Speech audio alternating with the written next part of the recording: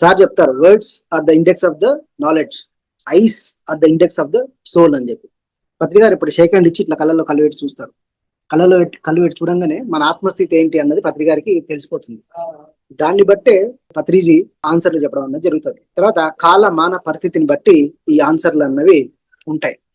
అంటే అమెరికా వాళ్ళకైతే ఒకలాగా చెప్తాడు, ఇండియా వాళ్ళకైతే ఒకలాగా చెప్తాడు, జపాన్ వాళ్ళకి ఒకలాగా చెప్తారు, పల్లెటూరు వాళ్ళకి ఒకలాగా చెప్తారు, బిజినెస్ మ్యాన్ కి ఒకలాగా చెప్తారు.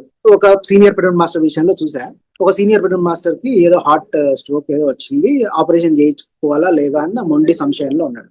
ఒక ఆయనకు మాత్రం ఆపరేషన్ చేయించుకోవాను అని ఆయన్నే దగ్గర ఉండి ప్రెజర్ చేసాడు, వాళ్ళ వైఫ్ కి చెప్పి ఆపరేషన్ చేయించుకోమని చెప్పాడు. ఇంకో సీనియర్ మాస్టర్ కూడా నాకు తెలిసిన అతనే, ఆయనకు కూడా సేమ్ హార్ట్ లో 3 రోజుల నుంచి బర్నింగ్ అవుతుంది, ఇంట్లో వాళ్ళు ప్రెజర్ చేశారు, పోతోళ్ళు ఆయన హాస్పిటల్కి వెళ్ళు అని చెప్పి. హాస్పిటల్కి వెళ్దామని ఆయన కార్ ఎక్కబోతుంటే పత్రిజీ ఫోన్ చేశారు. ఏమైనా ఎటు పోతున్నావు అంటే, నాకు 4 రోజుల నుంచి హార్ట్ బర్నింగ్ ఉంది, తట్టుకోలేకపోతున్నా, హాస్పిటల్కి వెళ్తున్నా అంటే, చావంటే నీకు భయమా, ఎందుకు ఆయన హాస్పిటల్కి వెళ్తావు, నేను డాక్టర్లు బతికిస్తారు అనుకుంటున్నావా, నాకు చాలా పెయిన్ అవుతుంది సార్ అంటే, పెయిన్ అనుభవించు అన్నాడు.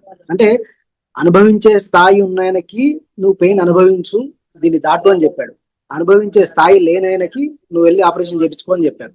అట్లా మన ఆత్మ స్థితిని బట్టి, మన స్థాయిని బట్టి, మన జ్ఞానాన్ని బట్టి పత్రిజీ ఒక్కొక్కరికి ఒక్కొక్క ఆన్సర్ చెప్తారు.